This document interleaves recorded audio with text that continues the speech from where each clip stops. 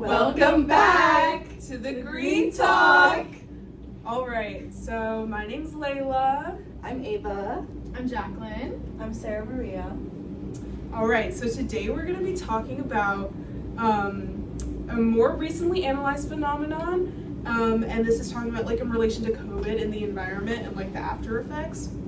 So yeah, I feel like you guys can tell me if I'm wrong, but we definitely saw a lot of stuff on TikTok and like Instagram about how the environment is healing, like after everybody went inside. Definitely. Right. Yeah, I saw like clips where like even in zoos where they were like letting out animals and they would seem more happy and stuff like that. Oh wow. And I like did the not streets see were that. cleaner. That's crazy. I'll see if I can find it and like put it in. Yeah, that's cool. But yeah, and like the streets were cleaner, and also on a literal level, there's an article that I actually found talking about how, I think it's the National Institute of Health, and they're noting that in the 32-year history of any intergovernmental and climate policy, that this was like the largest drop in carbon emissions or like air pollutants that we had ever seen, which is crazy, Yeah. I feel.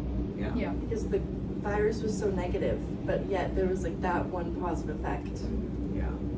And it's like now we get to talk about the issue on how can we improve overall with climate, even if humans are like still active on this planet. Yeah.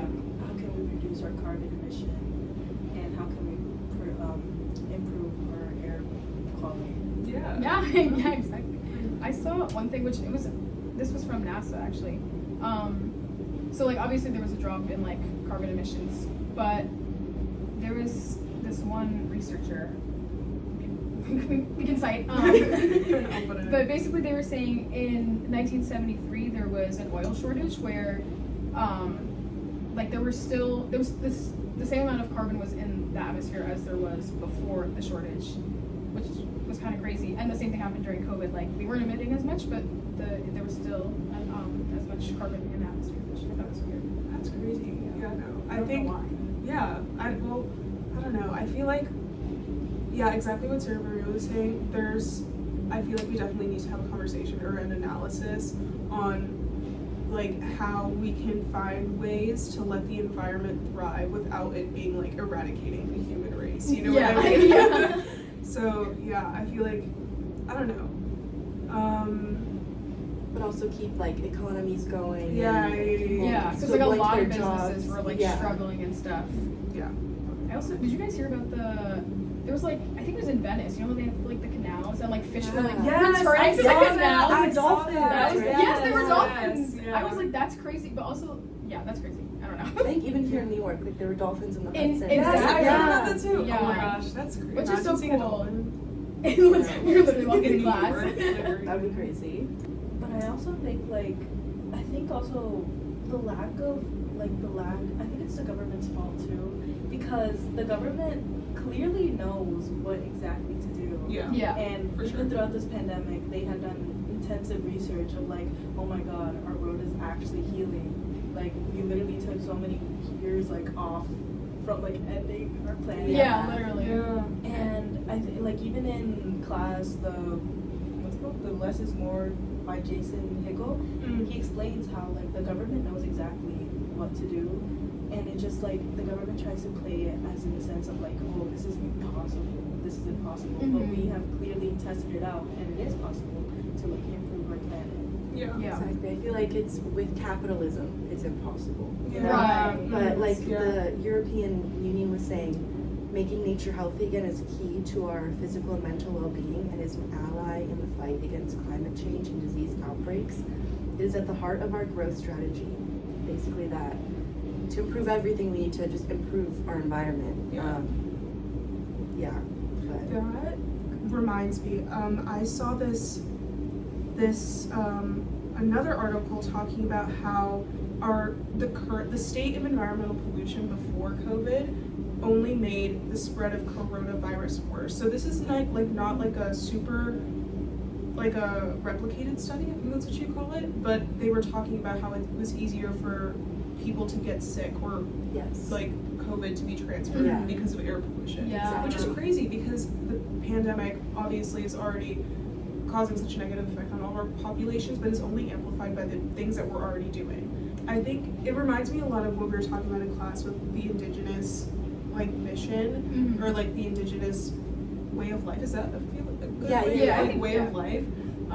Just having like a more respect for nature. Yeah, exactly. And it'll not- take care of you. Yeah, back. exactly. But I think also like what you're saying about diseases and just them being more airborne, it's also like because diseases are spread through animals and such, when the climate changes, they're gonna like want to go to more like human areas because we're cutting them off of like supplies. I'm even thinking like, you know how pigeons just fully rely on us now? Yeah. So, but then you know, that passes more diseases on to us, basically. So it's all just like connected. Yeah. Yeah. Yeah. Like everything. Yeah, that's we good. do that. But Another thing, going off what you said about like even just like pollution in general, like air pollution, and how it affects like marginalized communities.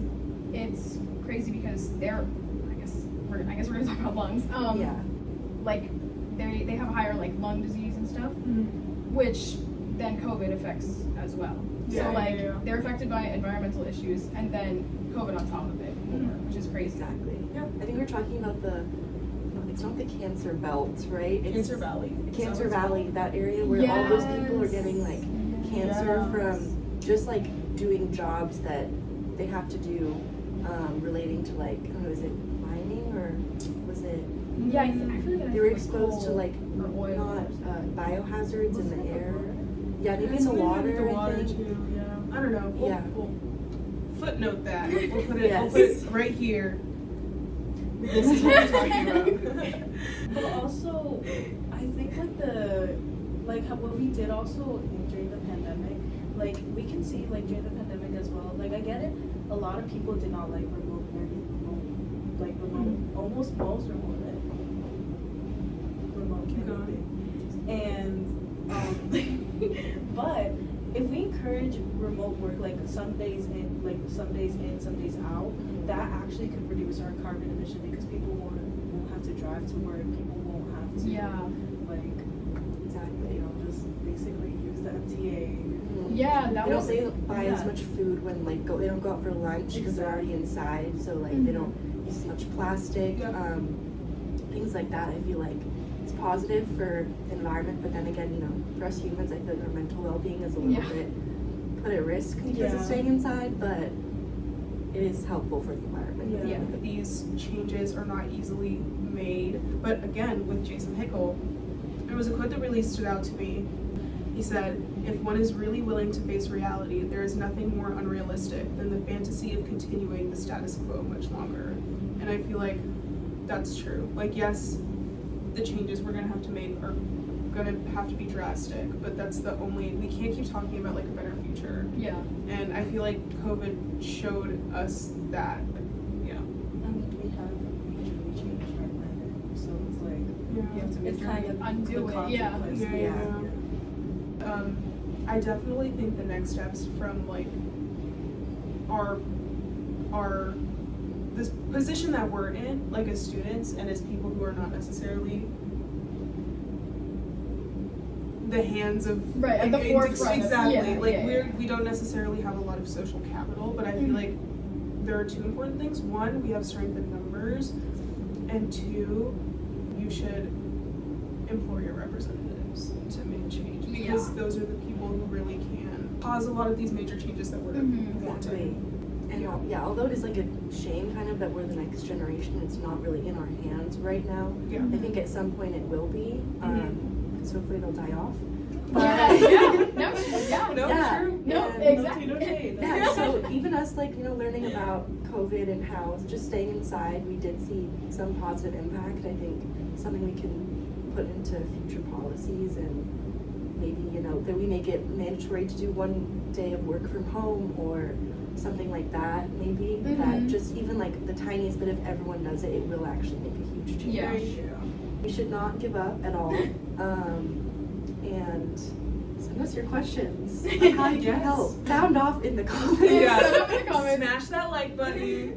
Subscribe. share, repost, Right. Text your representatives. Yes. all that. Right. We will leave all of these sources in our description. Right. If you guys want to talk to your representatives of your state, that'd be super helpful. Yeah, just pop off in the comments about ways that you thought COVID was helpful for the environment or any other just ideas or just anything inspirational that we can, you know, maybe shed light on some sort of positive thing coming our way in the environmental realm, you Yeah. know? Yeah. Exactly. We can make change. It doesn't just have to be because of COVID. Yes. Yeah. Join the rebellion!